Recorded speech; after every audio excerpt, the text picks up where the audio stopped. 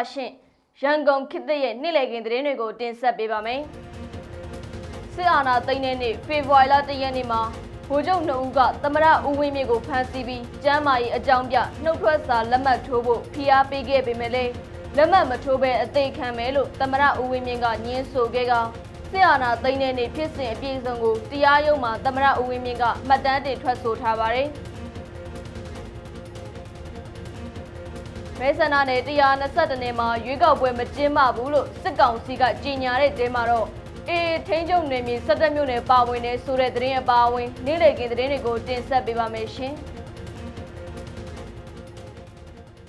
ပထမဆုံးတင်ဆက်ပေးမယ့်သတင်းကတော့အကြမ်းဖက်စစ်တပ်က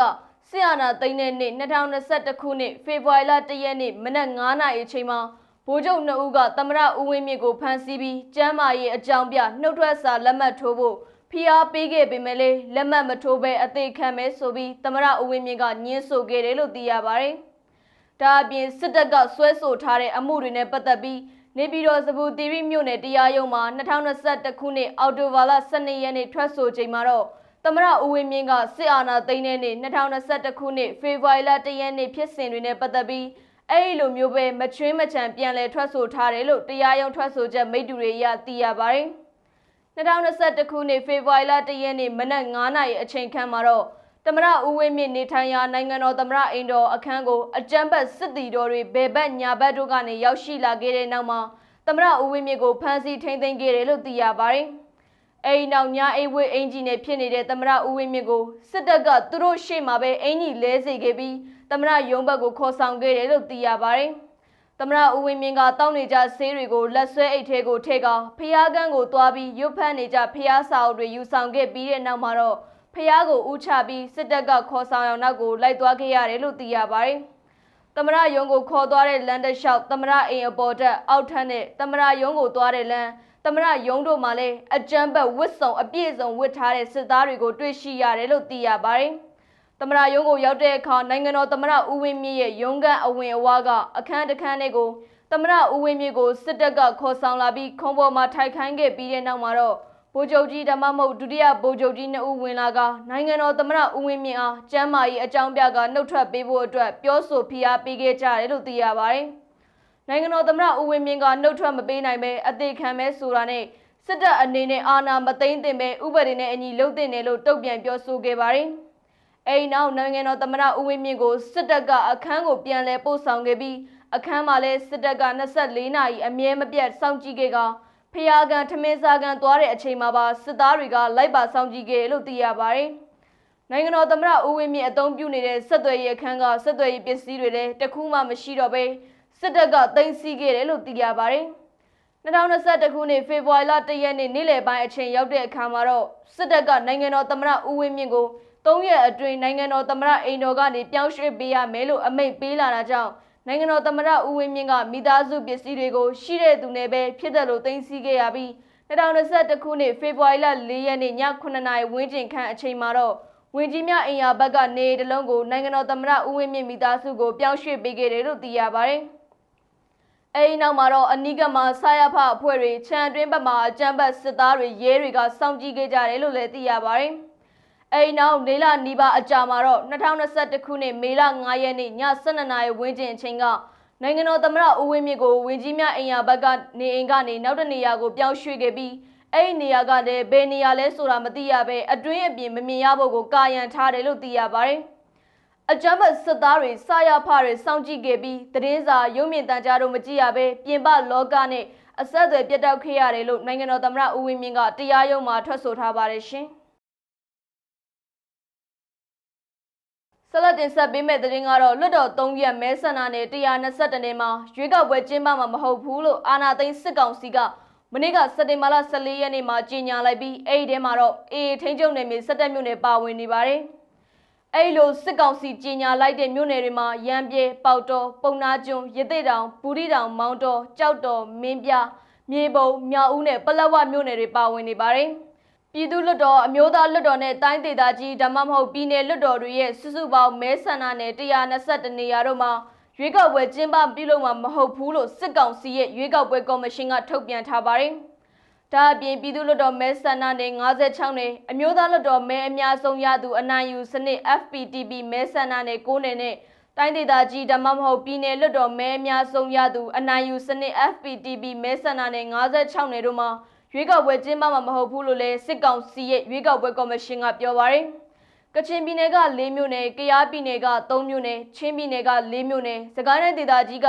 10မြို့နယ်၊မကွေးတိုင်းဒေသကြီးက9မြို့နယ်၊မန္တလေးတိုင်းဒေသကြီးက3မြို့နယ်၊ရခိုင်ပြည်နယ်က10မြို့နယ်နဲ့ရှမ်းပြည်နယ်က18မြို့နယ်တို့မှာရွေးကောက်ပွဲတွေကျင်းပမှာမဟုတ်ဘူးလို့လည်းစစ်ကောင်စီရဲ့ရွေးကောက်ပွဲကော်မရှင်ကပြောပါတယ်။ဒါအပြင်ကယားပြည်နယ်ကမဲဆန္ဒနယ်2နေရာ၊ချင်းပြည်နယ်ကမဲဆန္ဒနယ်3နေရာ၊ရခိုင်ပြည်နယ်ကမဲဆန္ဒနယ်2နေရာနဲ့ရှမ်းပြည်နယ်ကမဲဆန္ဒနယ်2နေရာတို့မှာလည်းအမျိုးသားလွှတ်တော်မဲအများဆုံးရသူအနိုင်ယူစနစ် FPTP မဲဆန္ဒနယ်တို့မှာလည်းမကျင်းပဘူးလို့သိရပါတယ်။အဲ့ဒီအပြင်ကချင်ပြည်နယ်က4မြို့နယ်၊ကယားပြည်နယ်က3မြို့နယ်၊ချင်းပြည်နယ်က4မြို့နယ်၊စကိုင်းတိုင်းဒေသကြီးက10မြို့နယ်၊မကွေးတိုင်းဒေသကြီးက9မြို့နယ်၊မန္တလေးတိုင်းဒေသကြီးက3မြို့နယ်၊ရခိုင်ပြည်နယ်က10မြို့နယ်နဲ့ရှမ်းပြည်နယ်က18မြို့နယ်တို့မှာလည်းရွေးကောက်ပွဲကျင်းပမှာမဟုတ်ဘူးလို့လည်းသိရပါတယ်ရှင်။စကိုင်းတိုင်းဘက်ကသတင်းကိုကြည့်ရအောင်ပါ။စကိုင်းတိုင်းရေဦးမြို့ဝင်မြို့ထွက်ဂိတ်တွေမှာအကြမ်းဖက်စစ်တပ်ကမဲပေးဆက်တွေကိုချထားပြီးဖျက်ဆီးသွားလာတဲ့ပြည်သူတွေကိုနှိပ်ခိုင်းနေတယ်လို့ရေဦးနယ်အနောက်ချမ်းသတင်းဆက်သွယ်ရေးတာဝန်ခံကိုထူးခန့်စောအမေသားကရန်ကုန်ခေတ်သစ်ကိုပြောပါရယ်စနေမာလာပိုင်းကနေစတင်ပြီးရေဦးမြို့ဝင်မြို့ထွက်ဂိတ်တွေမှာအကြမ်းဖက်စစ်သားတွေကမဲပေးဆက်တွေကိုချထားပြီးဂိတ်ကိုဖျက်ဆီးသွားလာတဲ့ပြည်သူတွေကိုနှိပ်ခိုင်းနေတယ်လို့သိရပါရယ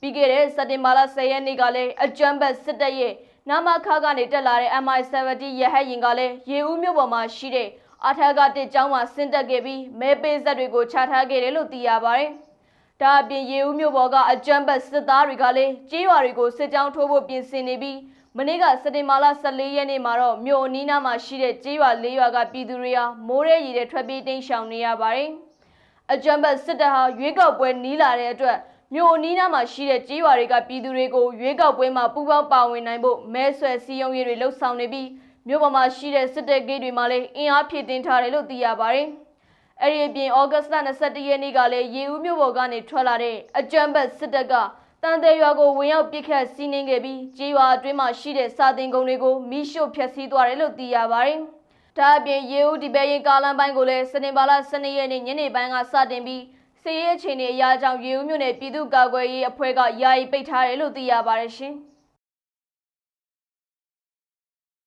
မန္တလေးတိုင်းဘက်ကသတင်းတွေကိုတင်ဆက်ပေးပါမယ်။မန္တလေးတိုင်းတောင်သာမြို့နယ်ရုံးစီကြီးရွာမှာတက်ဆွဲထားတဲ့အကြမ်းဖက်စစ်တပ်က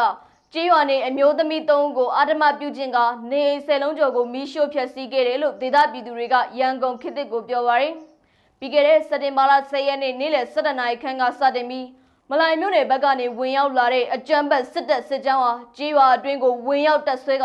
ပြည်သူတွေကိုရွာထဲမှာနေအိမ်အကျယ်ကျုံနဲ့ဖမ်းဆီးထားတယ်လို့သိရပါရယ်။အဲဒီစစ်တပ်စစ်ကြောင်းဟာကြေးရွာအတွင်းမှာရှိတဲ့ဘုံခိုကျင်းထဲမှာတွေ့မြင်ခဲ့တဲ့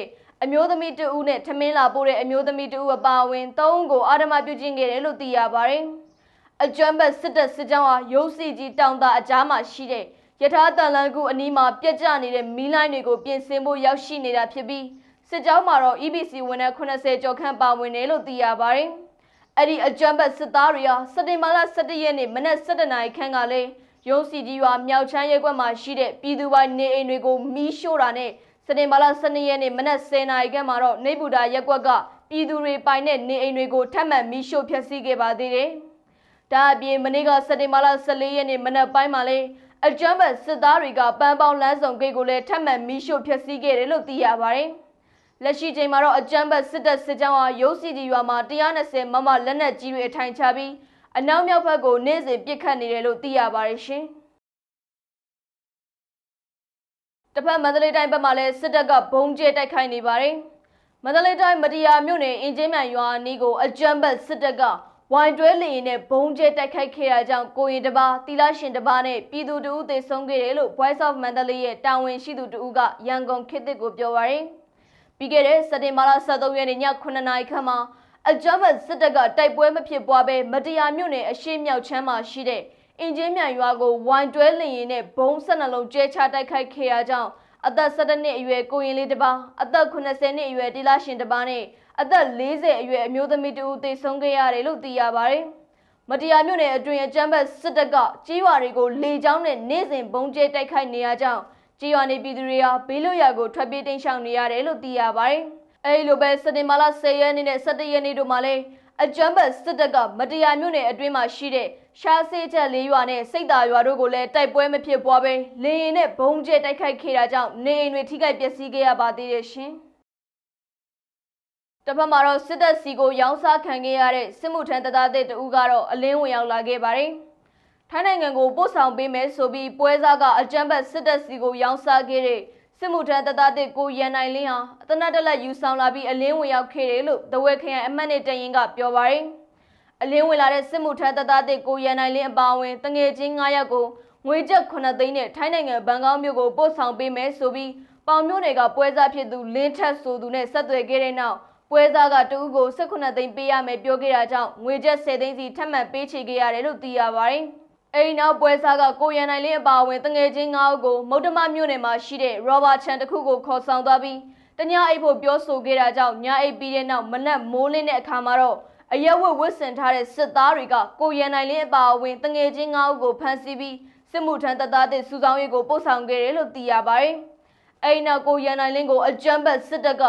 မကွေးတိုင်းတောင်တွင်းကြီးမြို့နယ်မှာရှိတဲ့စခတာခွန်တင်တန်းကျောင်းကိုပို့ဆောင်ခဲ့တာကြောင့်စစ်တင်တန်းတက်ရောက်ပြီးတဲ့နောက်မှာတော့ကိုရန်နိုင်လင်းကိုအကြမ်းဖက်စစ်တပ်ကတရက်ချောင်းမြို့နယ်405တပ်ရင်းကိုပို့ဆောင်ခဲ့ကမြေပြင်စစ်ကြောင်းထိုးရမှာလဲလိုက်ပါလာခဲ့ရတယ်လို့သိရပါတယ်။အဲဒီလိုအကြမ်းဖက်စစ်တပ်ကစစ်ကြောင်းထိုးချိန်မှာလဲကြေးရွာတွေကိုတနက်တွေပစ်ဖောက်ကဝင်ရောက်စီးနှင်းပြီးပြည်သူပိုင်းနေအိမ်တွေနဲ့ပစ္စည်းတွေကိုလဲစိတ်ကြိုက်မီးရှို့ဖျက်ဆီးနေတာကိုစစ်မှုထမ်းတပ်သားတွေတွားရောက်ပြောဆိုခဲ့ရင်တော့စစ်သားတွေကဆဲဆိုရိုင်းနှက်မှုတွေလှုပ်ဆောင်တယ်လို့အလင်းဝင်တပ်သားရဲ့ပြောဆိုချက်ကိုကိုးကားပြီးတဝဲခရိုင်အမှတ်နဲ့တရင်ကပြောပါတယ်။အဲဒီလိုစစ်တပ်ရဲ့ပြည်သူအပေါ်အကြမ်းဖက်တဲ့လုပ်ရက်တွေကိုမကြိုက်တာကြောင့်ကိုရန်နိုင်လင်းဟာစစ်တပ်စစ်ကြောင်းကနေထွက်ပြေးလာကအလင်းဝင်ရောက်လာခဲ့တယ်လို့တဝဲခရိုင်အမှတ်နဲ့တရင်ကပြောပါတယ်။အဲဒီစစ်မှုထမ်းတပ်သားတွေကိုရန်နိုင်လင်းဟာဩဂတ်စ်20ရက်နေ့မှာတော့တနက်တလက်ယူဆောင်လာခဲ့ပြီးတဝဲခရိုင်အမှတ်နဲ့တရင်စီကိုအလင်းဝင်ရောက်ခဲ့တယ်လို့သိရပါတယ်ရှင်။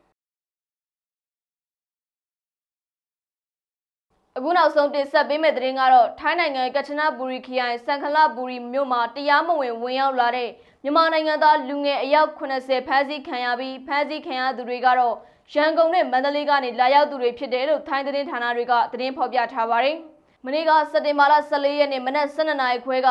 ထိုင်းနိုင်ငံကချနဘူရီခရိုင်စံခလဘူရီမြို့မှာနေဆက်ဖြတ်ကျော်ပြီးတရားမဝင်လမ်းကြောင်းကနေတဆင့်ဝင်ရောက်လာတဲ့မြန်မာအယောက်80ကိုထိုင်းအာဏာပိုင်တွေကဖမ်းဆီးရရှိခဲ့တယ်လို့သိရပါတယ်။အဲ့ဒီမြန်မာတွေကကျွဲကောချန်တစ်ခုအတွင်းကိုဝင်ရောက်ပုံအောင်နေပြီးပွဲစားလာရောက်ခေါ်ဆောင်မှာကိုစောင့်ဆိုင်နေချိန်မှာပဲထိုင်းနိုင်ငံသားတချို့ကတွေ့ရှိရာကနေထိုင်းအာဏာပိုင်တွေကဝိုင်းဝန်းဖမ်းဆီးခဲ့တာဖြစ်ပြီးအထောက်ထားမဲ့မြန်မာအလုပ်သမားအယောက်80မှာအမျိုးသား48ယောက်နဲ့အမျိုးသမီး22ယောက်ပါဝင်တယ်လို့သိရပါတယ်။ဖမ်းဆီးခံရတဲ့သူတွေကတော့အသက်18နှစ်ကနေအသက်40နှစ်အတွင်းလူငယ်တွေဖြစ်ကြပြီးမန္တလေးနဲ့ရန်ကုန်တို့ကနေဖြစ်ကထိုင်းနိုင်ငံဘန်ကောက်မြို့စမုစခွန်နဲ့စမုပရာကန်တို့မှာအလုပ်လုပ်ကင်မှုအတွက်ပွဲစားကတအူးကိုထိုင်းဘတ်ငွေ15000ပေးဆောင်ရတယ်လို့သိရပါတယ်။ဒါအပြင်ဖမ်းဆီးခံရတဲ့သူတွေကိုတရားဥပဒေအရအရေးယူဖို့အတွက်စက္ကလဘူရီရဲစခန်းကိုပို့ဆောင်လိုက်ပြီးကချနဘူရီလူဝင်မှုကြီးကြပ်ရေးကနေရက်ပြန်ပို့တာကိုဆောင်ရွက်သွားမယ်လို့သိရပါတယ်ရှင်။